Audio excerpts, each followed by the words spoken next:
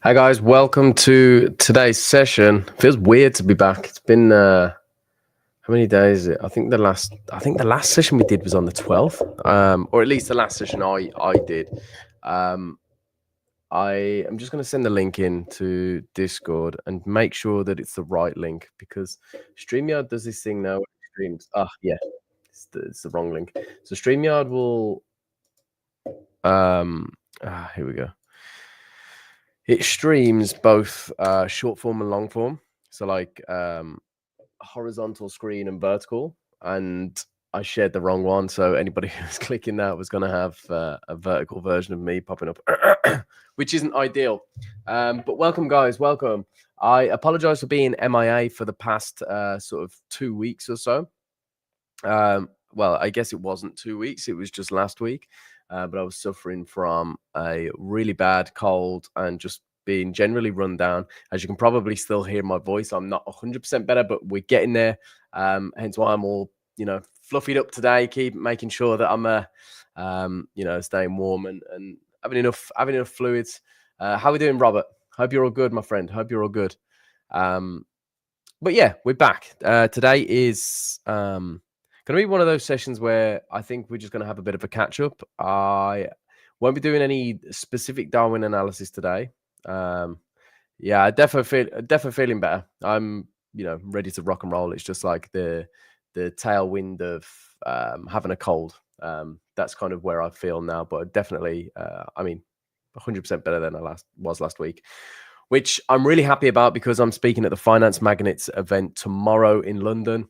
The last thing that I want to be doing, is either cancelling that or going up on stage and just feeling super self-conscious because, my nose is running or I'm coughing everywhere and stuff.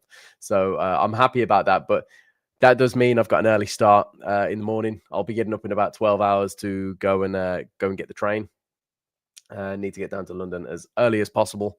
And I'm representing Darwinex on a panel about broker growth, which will be interesting because we're not just a broker to the point where we're probably not even a broker by definition. I mean, we have the licenses and we operate as a broker, but there's so much to Darwinex that saying it's a broker kind of doesn't really give it justice. But a lot has happened over the past couple of weeks. There's been some updates to Darwinex, which is great. For example, today we've released this new UI. The full functionality of it isn't released yet. The end goal will be so that you can see multiple Darwins in one login. As of right now, if you have a classic Darwin, i.e. on Darwinex Exchange, and you have a zero Darwin, like this one here, you would be able to see them both in the same list and therefore see them in the same UI. That's the current state. In an ideal world, which I think we'll be moving toward, is being able to have multiple Darwins under one username /login. How long it's going to take to implement that, I'm not sure. But I know that's kind of where we're heading with this sort of thing. Last week, wild week for crypto. The purple lines show this week, the previous week's high and low. So you can see the move to the downside was insane, 96K all the way down to 80. I find it really difficult to get involved in crypto these days because I think was it 2016 or 2017? I mean, my feed doesn't even go that far back, but we're talking like Bitcoin was about 3-4K at the time. And now when I see it drop from even from what was it at the peak, 126 all the way down to 80, I'm like, yeah, it's still not come back enough. Like it's really difficult to like see that price of even 80,000 and perceive it as a good price when you've known it so low. Like it's a really difficult one. Maybe perhaps if I spent more time, in the crypto market per se and analyzing price, maybe I would feel like it was, short term at least a better price. But this this looks like a serious blow off top for me. I think we've got this area here, these couple of lows. If we struggle to reclaim that, then I think it's night for a bit. Not forever, of course, but something like. And bearing in mind, I'm not trading this, so this is just theory, right, about what I would like to see. and then coming back into this area down here. So we've just marked that out. It's quite a bit, like quite a decent area there. We've got this low over here, and we've got these prior highs. That's where I'd start to get interested. How we doing, LeBron? How we doing? That's where I would start to get interested as a speculator, somebody who I don't have much crypto exposure these days for various reasons, but that's where I would start to get excited again. I don't feel, and again, I've been active in the crypto space for many years, and even with the drop that's happened now, which is, let's take a look, from peak to trough, 36%. It wasn't max pain. Like it didn't feel like people were truly hurting. Like you go on Twitter or something or YouTube and people are talking about it like it's you know it's a key topic of conversation, right? But nobody's like hurt by that. And when you find, as sad as it sounds and as kind of brutal as it is, when people are hurting, that's generally when it's better to step in as kind of a smarter investor, I guess. How are we doing, Gabs? What are you doing? I'm just taking a look at the Bitcoin chart at the moment. I hope you're all good. This to me is max pain. This kind of extended every time we try and rally, just gets thumped back down. Try and rally, thumps back down. Appreciate that, Gabs. Appreciate that massively. That to me feels like max pain, and we haven't had that yet. Like if we take a look at this, feels very similar to this. Whether it behaves the same, I don't know. But then afterwards, like I say, every time price tries to get somewhere, it just gets thumped down, thumped down, thumped down until we have this kind of this area here, which again, in hindsight, kind of, I mean, you can't call it at the time, but with hindsight, we can see that this was the end of that bearish run, right? Am I expecting the same? To be honest, I don't really care. Like I say, it is what it is. I'm super agnostic about this, but that is the kind of thing that I would like to see before starting to get involved in crypto. Something like this. Sponge gaming, what are you doing? I feel like that's defo a spam comment in it. Nushor Pachonka. If I didn't know any better, I would say that was tail, but I don't know. It says, "Hey, handsome." That to me says it's tail, but I'm not gonna go out on a limb and say that. So yeah, that's my kind of idea. Why is my name so weird? Yeah, that's strange. Why is your name so weird? I knew it was you straight away, but that's odd. Maybe I don't know. Maybe you've changed. Everybody's name seems different today. It's weird. Rob's is different as well, unless you've all been out there changing. I mean, I've been gone for a week, right? And I come back, everybody's changed their names. Speaking of XAQP, all-time highs today, just 133.81. Took a loss on the DAX since then, but trading at all-time highs, 95 at 9274. That's gone up as well this week. So been quite a few people get promoted to silver from the calibration phase this week, which is fantastic to see. And then after this, after we close at the end of November, it's one more month until XAQP is in DarwinIA Gold, which I don't know who will be more excited for that, myself or Tail, but I can tell you I am damn excited for that.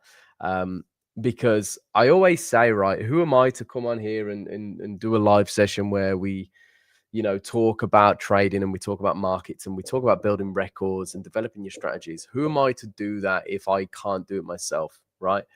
And when I'm in DarwinIA Gold, it kind of eliminates any question of, okay, should I listen to this guy? Does he know what he's talking about? Because you can see categorically there is my evidence of doing it, which is what I'm most excited for. Put the money, the progress aside. Like that's what I'm truly excited for, being able to talk to you guys on a level. So there's been times in the past where I'll be talking to somebody who is in DarwinIA Gold and I'm like, damn, if only I had what you had. And now I get to kind of join that club, which is going to be awesome to do. And Tail, I hope you're still cracking on too. Let's take a look. XXBI. Yeah, so we're XXBI still in position to move to gold in February. That'd be February, won't it? and then WXBY.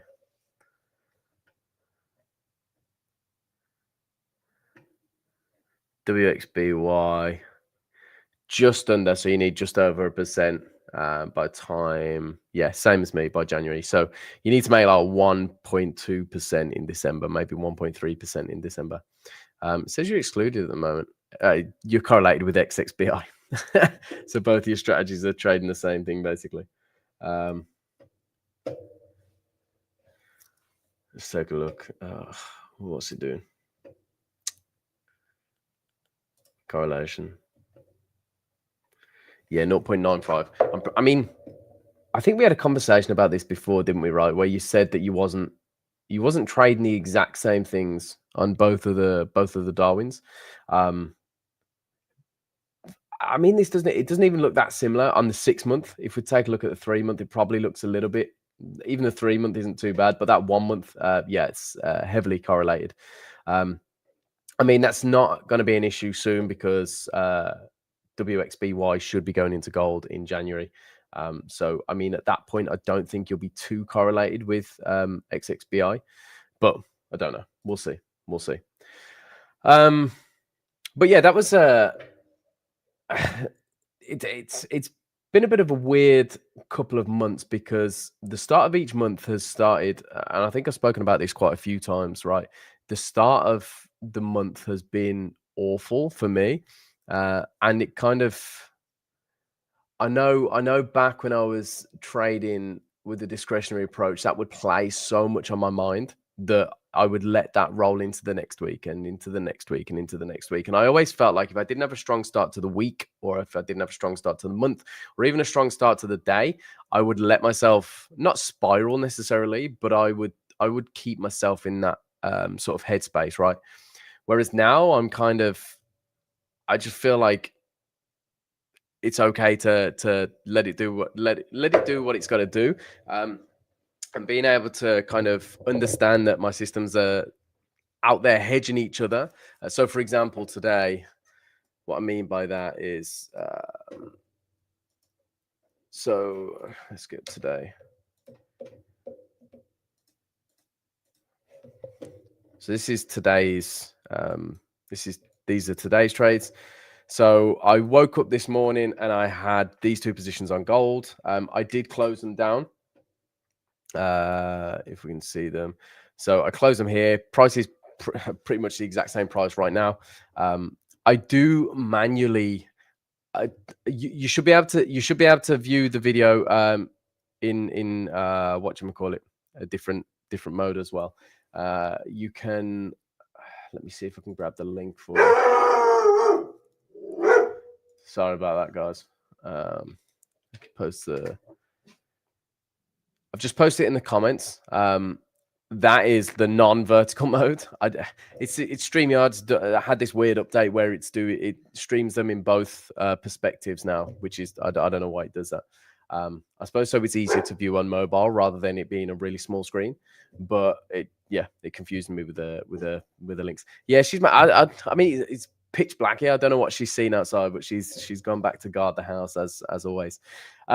But anyway, so I knew that this morning I was, $100 up anyway, so I had $100 to play with for the day. You see my face better now. I only just realized there's a little mobile icon next to your comments if you're viewing on your phone.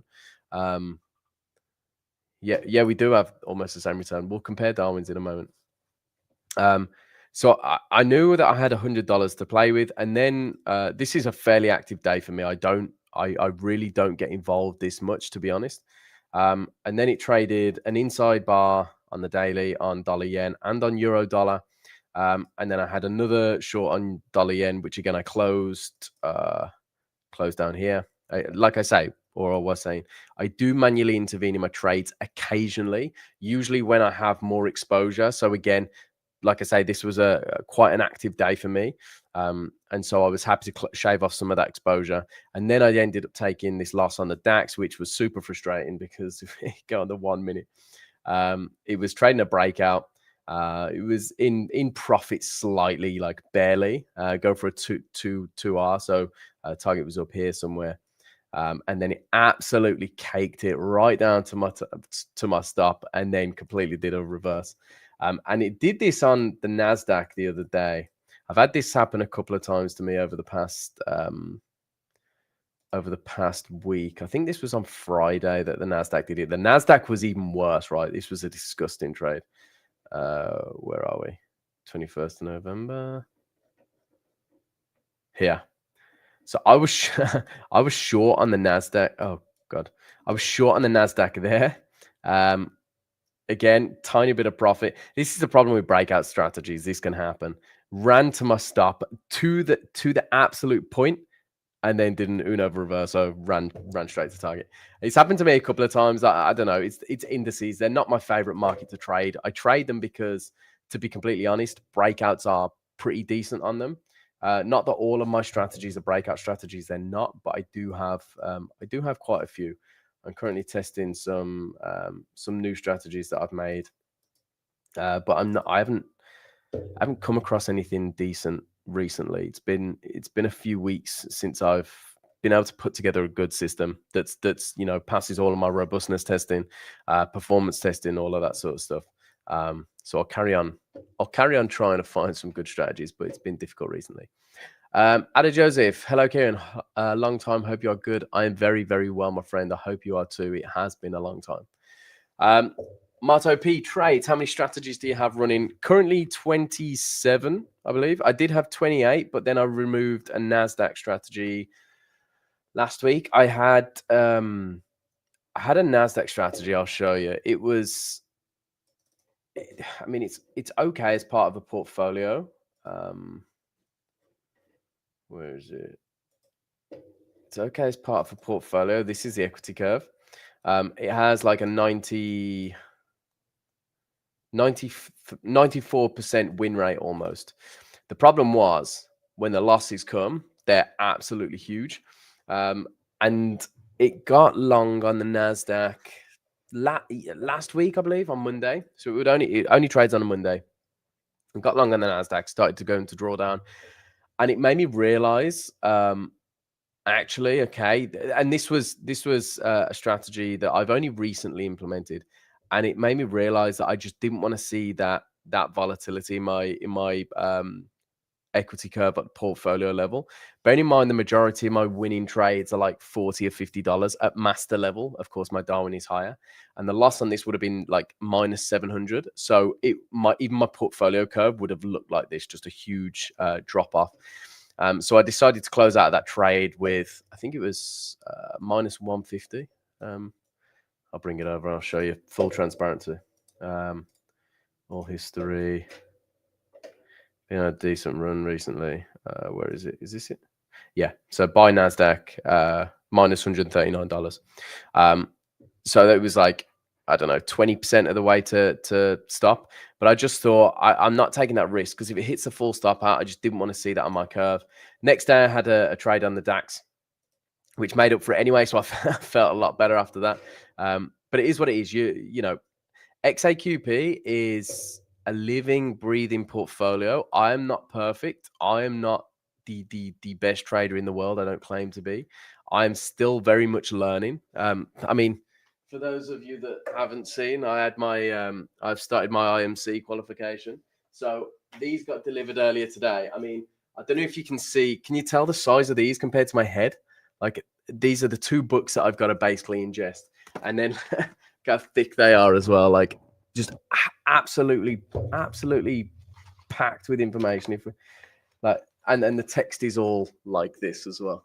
Don't know if you can see. So I need to spend a good few months going over that stuff. But my point being is, and I'm doing that as like optional, right? I want to. My head is massive. Is the point is I want to learn this stuff, because I feel like now, and perhaps it's a bit of imposter syndrome, right? And I think we all get that as traders, or especially when you're having success as a trader, we all get imposter syndrome. I don't care how big you are, how big your ego is. You know, even if you've been a successful trader for many years, if you go work at a prop desk and there's guys at the prop desk who are doing, you know, 250 grand a week, they're going to make you feel small, and it's going to humble you and make you realize there's so much left to learn, sort of thing. And so I'm at a point now where I'm like, I want to absorb as much information as possible, because I have something that, you know, is interesting not only to me but to external parties, you know, whether it's an investor or a fund, whoever it may be. But I want the knowledge, the experience, and I guess the professionalism that they would expect from a trader with a record that hopefully, you know, mine will satisfy or be good enough for. Your head is massive. That crease in there. But yeah, that was a roundabout way to tell you, Marto P Trades, that I have 27 systems now running on XAQP. I also have less running on LVFZ, and there is a high correlation because there's some strategies that are some XAQP strategies also running on LVFZ. So there is a high correlation between those two. But this is my test, Darwin. So this is where I will move strategies to test before putting them on XAQP. So it's kind of like my playground for systems. I also used to have I still have BYXB, which is it's mainly a carry trade portfolio these days. So I got burnt by the whole grid risk engine fight, right? Which I was open about since the beginning. I always said this could happen. This was a test, I guess, of can I beat the risk engine in a way. So this takes all of XAQP's trades, and it also has a grid system trading FX pairs, basically trading in positive swap territory. So this is the MetaTrader account for it. Take a look. So the balance is at 116, 113. I think the max drawdown for this account is like $5,000. So it is a lot higher risk, specifically because of the grid element. So it's grid trading FX pairs without a stop, churning the positive swaps. So it is far higher risk, right? I'm not stupid. I understand that, and I would never offer that out to third party capital. It's purely for my own records and for my own trading. But my main portfolio is XAQP, of course, and then my testing ground is LVFZ. If anybody's interested in, because I know that people watch XAQP, I get questions on it all the time. But yeah, maybe I'll publicize LVFZ a little bit more, especially if I'm putting new strategies on there. User Legend AKYT, how we doing? I always forget you're tan, right? I always forget I think you're tan. I could be completely wrong, and in that case, I've just called you a completely different name, so I apologize, but I'm sure you're tan. Could you explain the new feature, please? Tail, I did this at the beginning, dude. I'm joking. So this is the initial release. If you have a Darwin on Darwinex exchange, you will also be able to see that here. So you can see your classic Darwins and your zero Darwins. I think the idea will be to move towards kind of a multi-login system where you can see all of your Darwins. So for example, I would be able to see XAQP, LVFZ, and BYXB. You would be able to see XXBI and WXBY. Whether that comes in the immediate term or whether that's a little bit of a more longer term development, I'm not sure. But I think that's where we're going with it. So you can just seamlessly swap between your accounts, which will be phenomenal, because I have to log out and log in if I want to see my performance fees on LVFZ, for example, or if I want to do a little bit of a deep dive into that. It's also I got a performance fee coming for XAQP on the 2nd of December. Now this is I think I've got about 4K pending right now. So 4,050 euros in fees will be coming on the 2nd of December.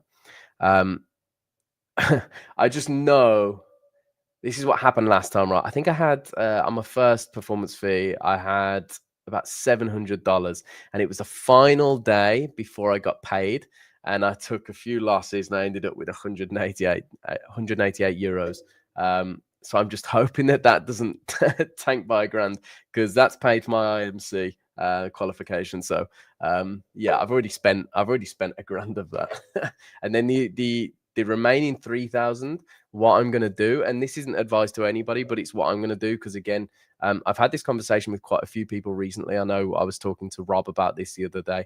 I actually, for the guys here that know Rob, I actually met him for a coffee last week because, funnily enough, he only lives, half an hour to 45 minutes down the road from me. So we met up and had a coffee. And I was saying that I'm going to reinvest the remaining 3,000 into XAQP in January when it's open to investors. But what I'm going to do is, and again, this is where no financial advice, trading carries risk and all the rest of the disclaimers that come into it, is I'm going to leverage it up by 3 times. So essentially that 3K investment will be like a 9K investment. Now, of course, if I go on for a 10% drawdown at the beginning of next year, I will experience a 30% drawdown on that 3K. So of course it carries like a much higher risk, but equally, if I do a 33% return, that's a 99% return, right? And that's a risk I'm happy to take because it's all performance fees. So it's kind of it's kind of not free money because it's earned money, but it feels like free money. So I don't mind treating it with a little bit of a higher risk. And somebody asked me, I think we spoke about this a couple of weeks ago on a live stream, and somebody did ask me, why would I not purchase a booster or an allocation with that instead of investing it? And the top and bottom of it is, it's just my preference. I would rather keep that cash, invest it, experience the P&L swings in it anyway. Like I'm not too bothered, but personally, I'm working towards investor capital. I'm not bothered in permanent allocations or boosters. They're fantastic products and you can add them if you wish, but I've always been, okay, I'll get 8 months record, get open to investors, and that's where I'll see the growth. And that's just a personal preference. Whereas I know a lot of people would rather have an allocation from day one so that they feel motivated to build their record. Whereas I don't feel that need. So yeah, please bring Darwinex in Tanzania. How could I not say that then? I'll take a look. I'll see why we don't have it. I'll see why we don't offer it there. Most of the time, if you're talking about Darwinex specifically, most of the time it's due to regulatory restrictions that we have. If you're talking about Zero, it's usually payment provider issues. So if we can't guarantee that we can get performance fees paid to you, then we won't offer to services to your country. It's as simple as that, because the last thing that we want is to be able to take payments but not make payments. With Spain being in Europe, it can get quite sticky. So yeah, I just seen Tal's comment about my head being massive again, so I think we'll move on from that. BT Capital, how we doing, my friend? Hope you're all good. PWBV, I've seen that today already. I'll take a look at that in a second. Do an FAQ on XAQP on your YouTube. I could do I could do I don't know what I would do an FAQ on. I can't do an FAQ on the strategies specifically. I'm in a conversation at the moment with a fund who are going to put me on trial, but they will want exclusivity rights down the line. So I've sort of said to them, I would only ever sign an exclusivity agreement. And this is a bit of advice for anybody as well. If you're ever talking with a fund or a desk who are looking to back you, and you know that your capacity, might be 10 mil, 50 mil, 100 mil, however much it is, if they want you to sign exclusivity, make sure that they sign an agreement or a commitment to fill your capacity, or at least fill it within a certain percentage, which is one of the agreements that I've made recently with them. I said, in the future, we're not doing any exclusivity agreement as of yet, but I've said, to sign an exclusivity agreement, I will need you to sign a commitment to fill my capacity, which I think at the minute is 30 million, at least on 3x. If you do it on 2x, it's slightly higher, probably about 50 million.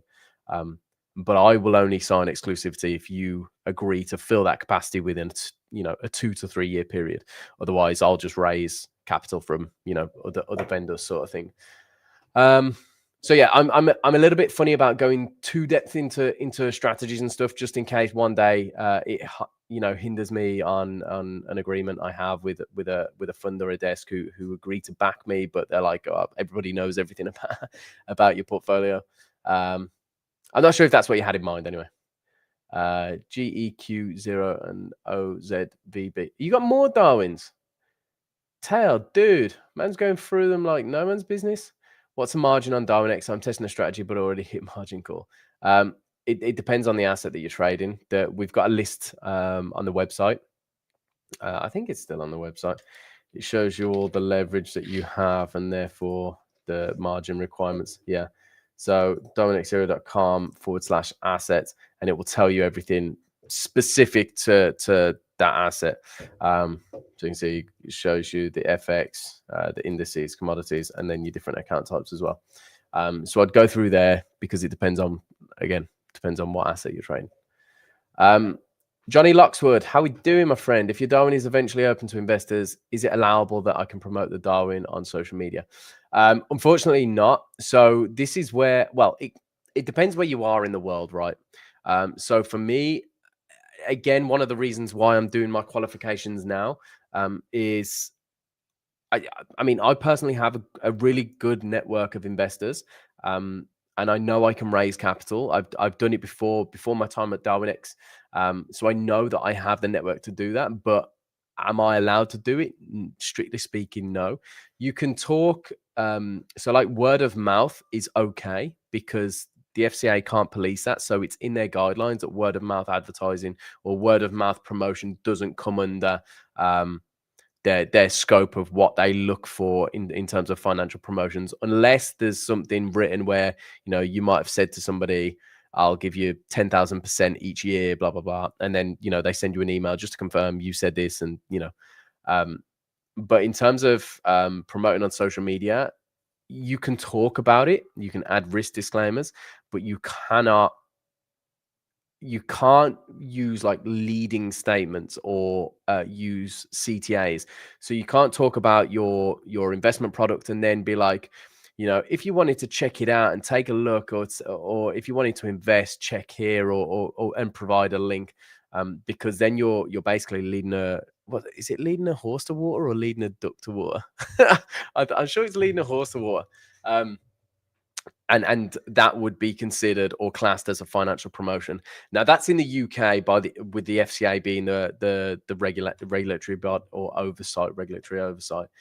It differs per region, but even if you're outside of the UK and you're offering to UK clients, you still come under the FCA's guidelines. So I think that rule pretty much sticks anywhere with any regulator that you're looking for, bound by. So yeah, it's a bit of a sticky one. You can talk about it, just don't lead the horse to water. You know, talk about it, gauge interest, have face-to-face meetings perhaps, or do the stupidly hard thing that I'm doing and get your qualifications, because that way I think to get authority or to become licensed by the FCA, you have to complete this, which for those of you that weren't in the call, I was showing this earlier, or I was showing my learning materials. This is for the IMC, which is the investment management certificate. That combined with a CFA level 1 or level 2, I think it's the CFA level 2 plus the IMC, is kind of entry level to become authorized by the FCA for financial or investment management. At that point, you would have to be granted a marketing license to be able to promote your services. There's like, it's so complex, but I understand why, because there's that, you know, imagine if there wasn't, right? Imagine how many scams there would be running amok. I mean, you've only got to look at crypto to see that. I'm having problems with NINO for getting the investment account. Yeah, I remember you saying, Rob, I think the best thing to do would be to speak to the Darwinex team. So info@darwinx.com. I don't usually deal with that sort of thing. But you know, they deal with it on a daily basis. So I would send them a message. Yeah, and just explain the situation that you have right now. I think your leverage is like what, 1.5x or 1 to 1.5 or something like that. So yeah, speak to them, see what they say.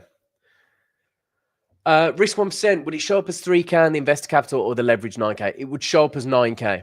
So if I put 3K in, but I leveraged it up 3 times, it would show as 9K, because technically the AUM that I would be managing as the trader would be 9K. I'd be getting paid based off of 9K investment. The problem, it's not the problem, but the thing is, for me as the investor, is these figures would basically be 3x. But because we're talking about, I mean, it's all relative, right? And I don't mean this to sound arrogant or anything like that, but 3K, it's a fairly small figure for an investment. So I'm happy to leverage that up and kind of take that additional risk. I wouldn't necessarily do that into every Darwin I invested into. I kind of feel like if I know the person, it's a little bit easier to do that. But because it's an investment into myself, I don't really care. I'm happy to take that risk. I've got a couple of other Darwins that I've got my eye on. But the great thing about investing into your own Darwin is you keep the investor share and the trader share. The only thing that you lose is the 5% to Darwinex, but hey ho, they allow me to leverage up by 3 times, which I wouldn't be able to do elsewhere. So yeah, it would show up as 9K. BWOV. I'm presuming that you're sticking a Darwin in. I'll be doing a Darwin analysis on Thursday. Again, now that we've got most people in, or the majority, more people in the call, I'm struggling to get my words out tonight. I'm a little bit rusty. I'm down in London tomorrow for the Finance Magnets event. I'm speaking for Darwinex at like 20 to 11 in the morning, I think. So I'm traveling down first thing in the morning, spending the day in London, coming back late on the evening. So I won't be streaming tomorrow, but I'll be back on Thursday and potentially Friday as well. I might do a Friday stream. Might throw a curveball in there. I don't think I'm busy on Friday. Let's take a look at my calendar. Google Calendar.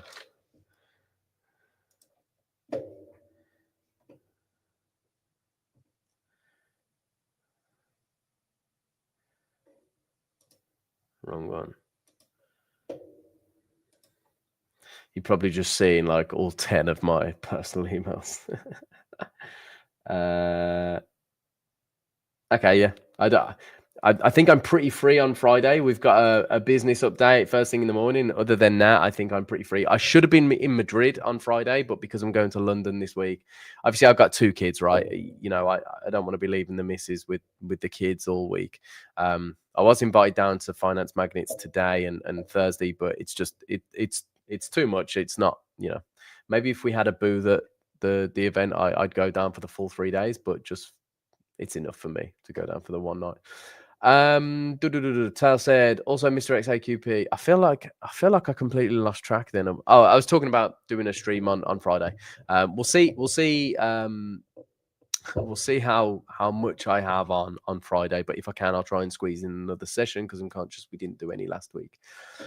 Tal said, Mr. XAQP, if someone invests 1K into you, how does it work? If you make 5% a month with the Darwin risk engine, if you would have 3.33, is that 15% for both? That does not make sense whatsoever. If someone invests 1K into you, how does it work if you make 5% a month with the Darwin risk engine? If you would have 3.33, is that 15%? Yeah, you're gonna have to reword that question, dude. I don't even think ChatGPT could decipher that.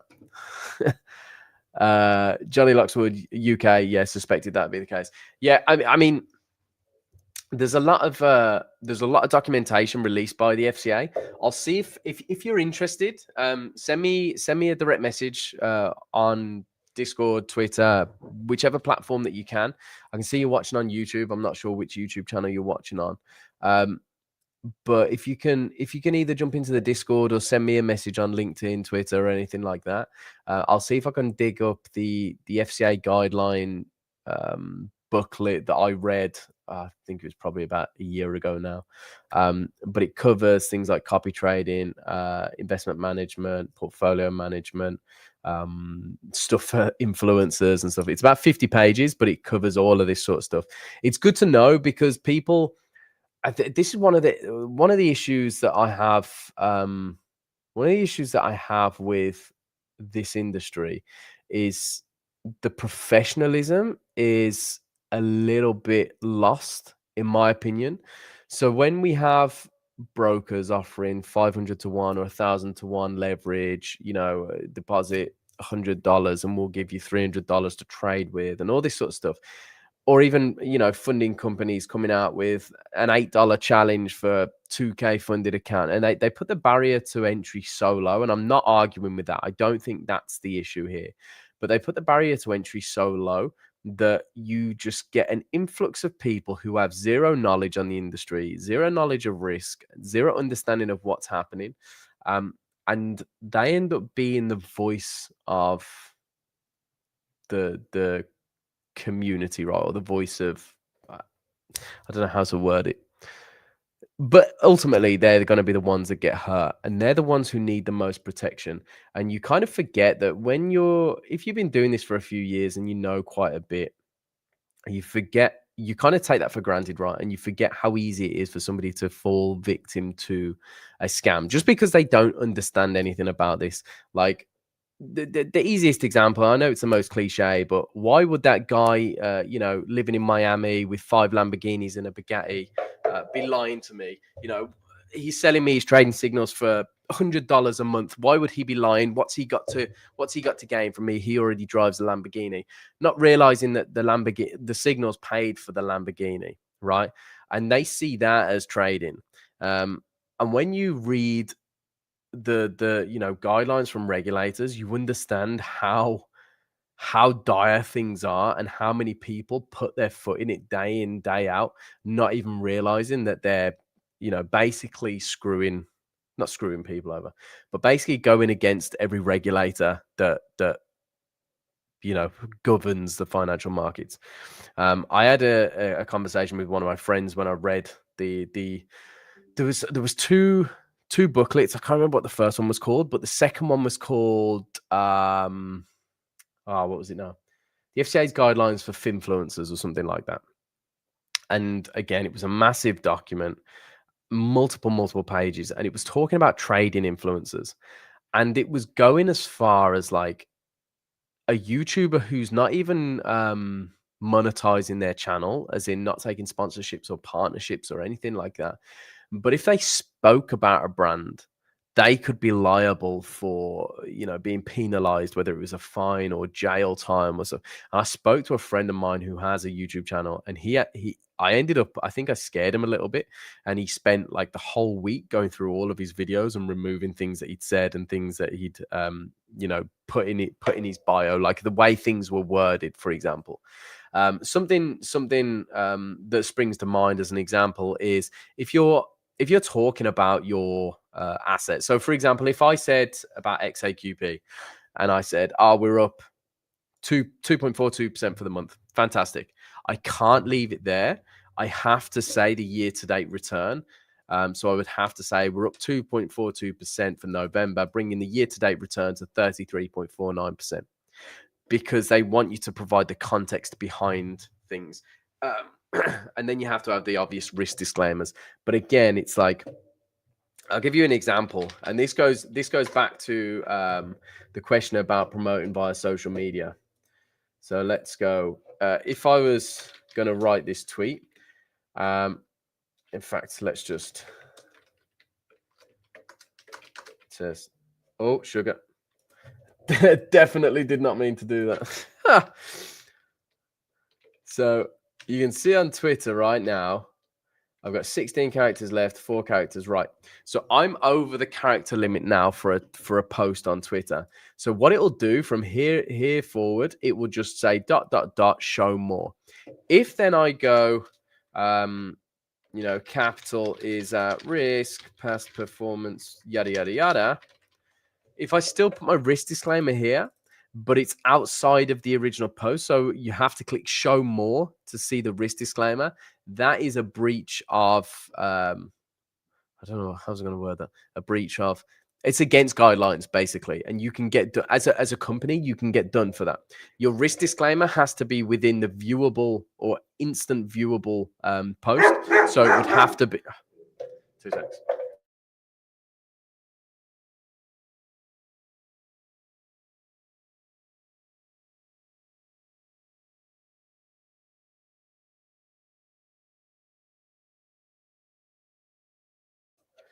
So you would have to have the risk disclaimer, so that if somebody's scrolling like this, If somebody's scrolling like this, it has to be viewable in the post. Then it has to be viewable on the image. So if you're sharing an image, it has to be viewable.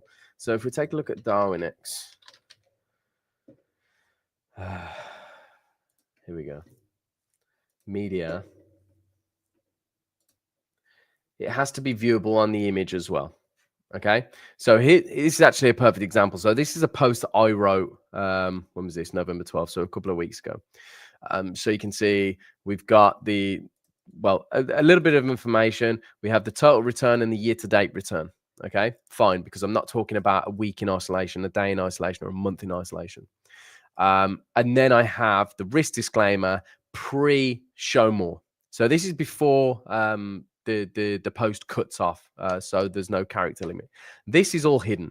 This is what I would want to be at the beginning of the post, but unfortunately, because of regulation, I cannot do that, and it's not worth the risk of putting that first and having the disclaimer outside of the show more. We're on a good page with the FCA. I don't want that to change.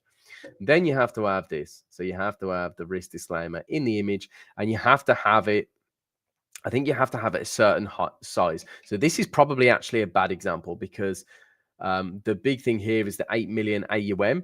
The fact that this is so much smaller than that is probably not great. However, it's big enough to view.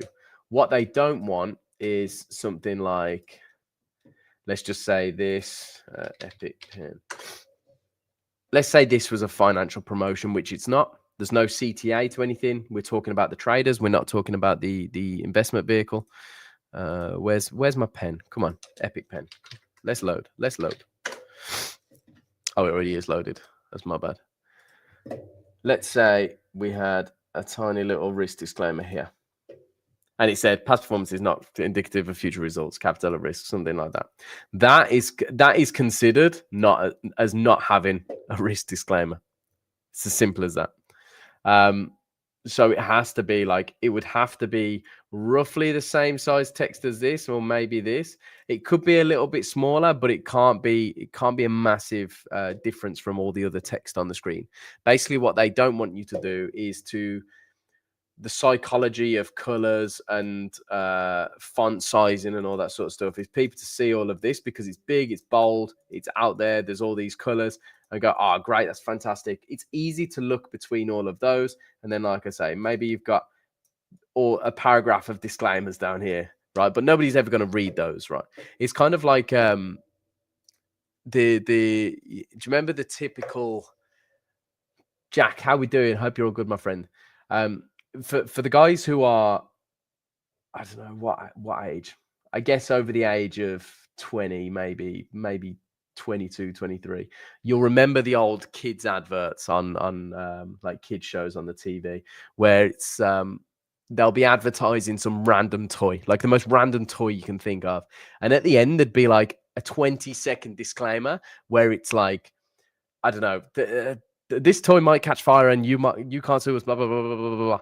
And it's like, oh my god, there's so much information for you to take in, but you can't. So you just tune out. You just don't listen.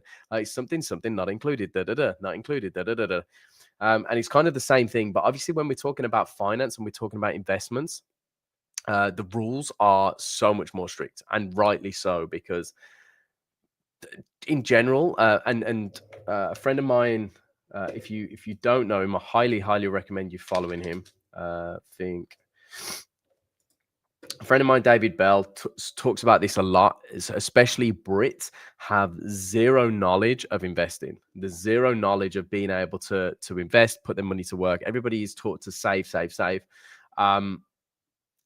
And it creates this kind of environment where people just have a lack of understanding of how to invest, so they're easily duped, right? If you've been taught to save your whole life, and you get 3%, 4%, 5% a year in your bank, and then somebody comes along and goes, oh, guess what, I can double that tomorrow, I can double it the next day, I can double it the next day, and then they might do it once or twice, and you go, oh wow, what have I been doing for the past 20 years? This person's just doubled my money.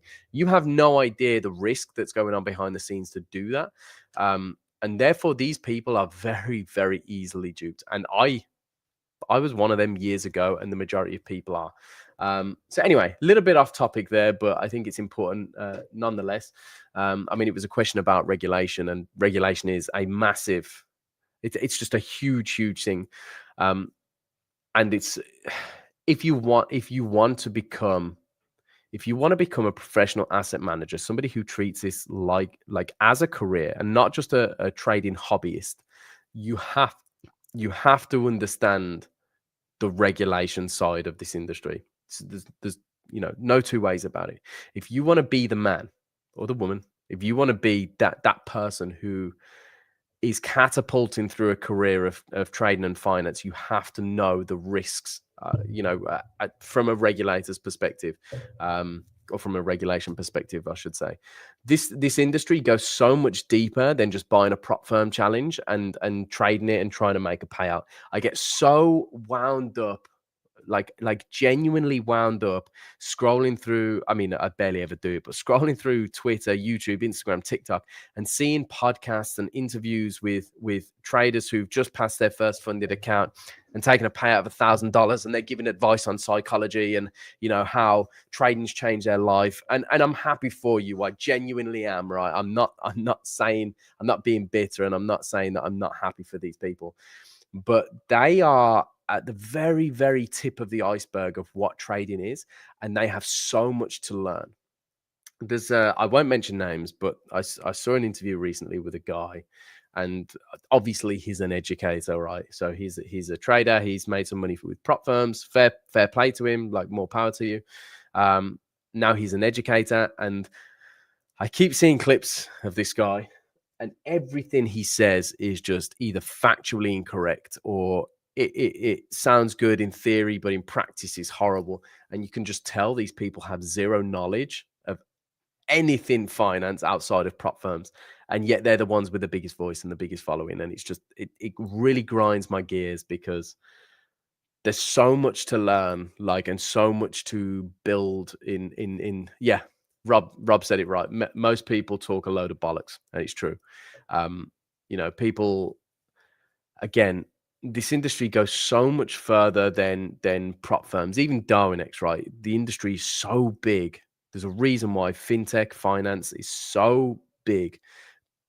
Well, if we take a look at like pension funds, mutual funds, all this sort of stuff, they are the biggest industry in the world, or biggest, or part of the biggest industry in the world.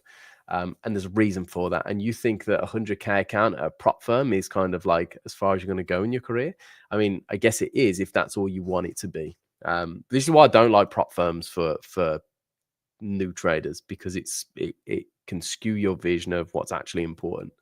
But the scale that you can go to in this game is incredible. You just have to know where to go, what to look at, and kind of who to be around. And like I say, even I opened that IMC book earlier. I'd like to think that I know a fair bit about the industry. I've been trading for 7 years.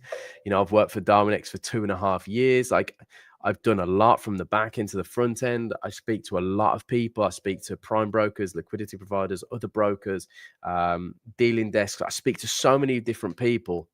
And yet I opened the book, my IMC book, and within 2 minutes, I was like, oh my God, I know nothing. I know nothing. I did the other day.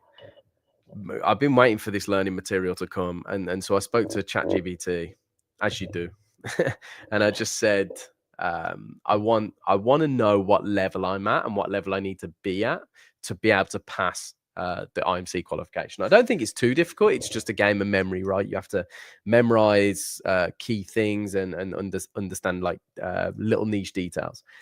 And it gave me a brief 15 questions. And it wasn't questions that would be in the exam. Okay, so I've got to sit 2 exams.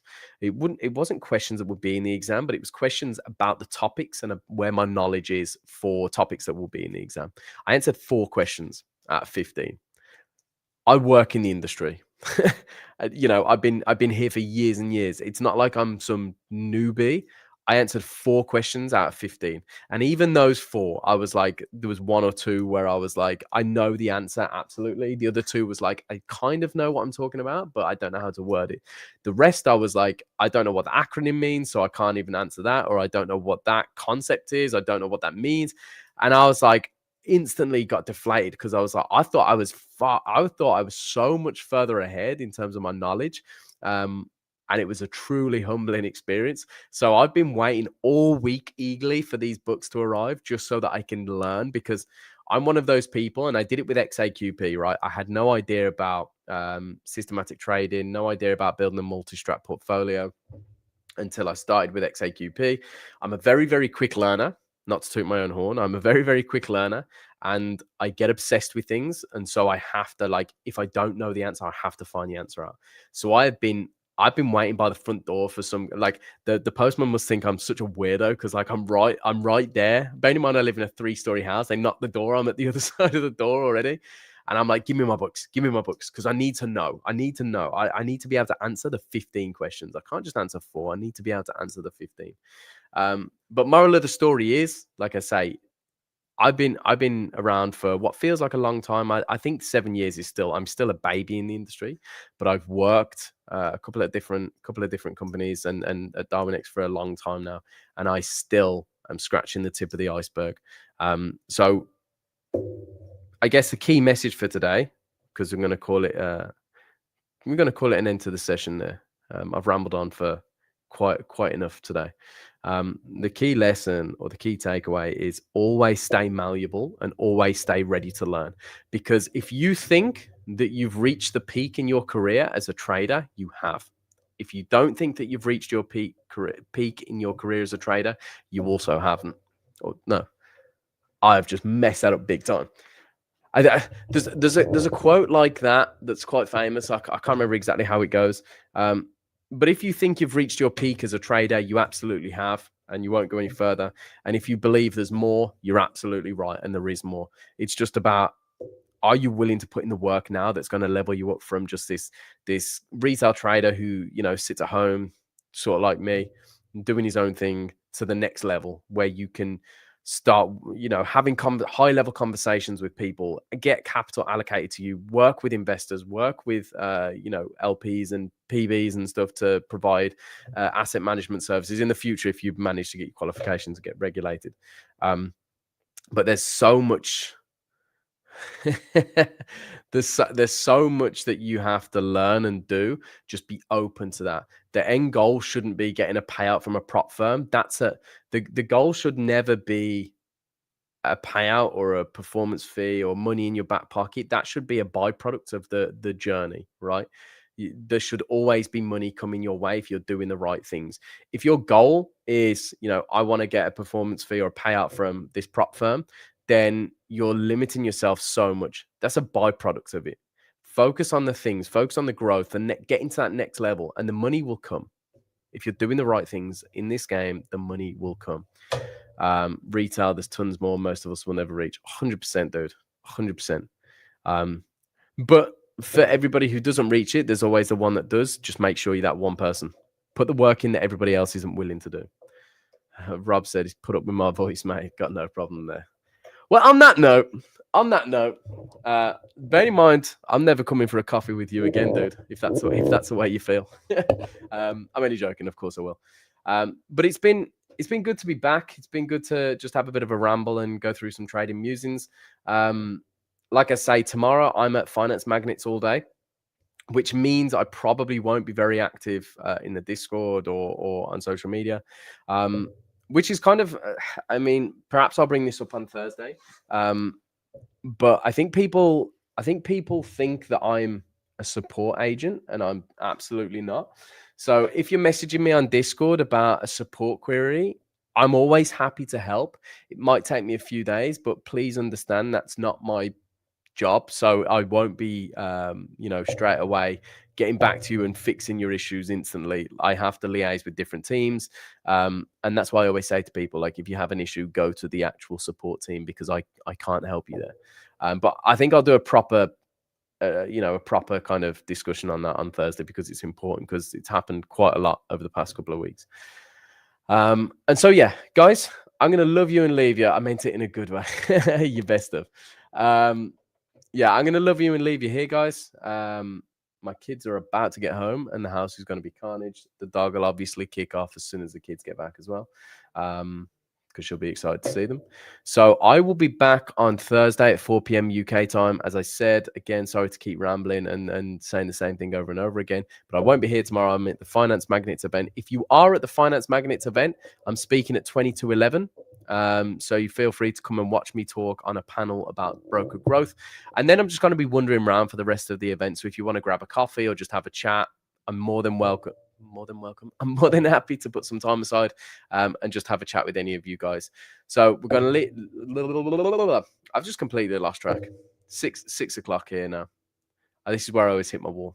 About 5, 6 o'clock, I always hit my wall. But I'm going to love you and leave you all here. If you're watching this live, what's that say? I don't know. If you're watching this live, I just want to say thank you all for joining and being here with me and putting comments in the comment section. And my mind's gone. This is what happens when you have a week off streaming. You just forget how to do it. I just completely lost. Maybe we'll just stream for the rest of the night. Maybe I just won't turn it off. But no. Anyway, I hope you all have a fantastic rest of your morning, afternoon, or evening, wherever you're watching this from in the world. And I will see you guys on Thursday. Have a great trading week, and let's all close November out strong. How many days left? Like 3 days? 1, 2, 3. 3 trading days left in November. Let's finish it out strong and start December with an absolute bang. Peace out, guys. So you can keep it quiet. See you guys.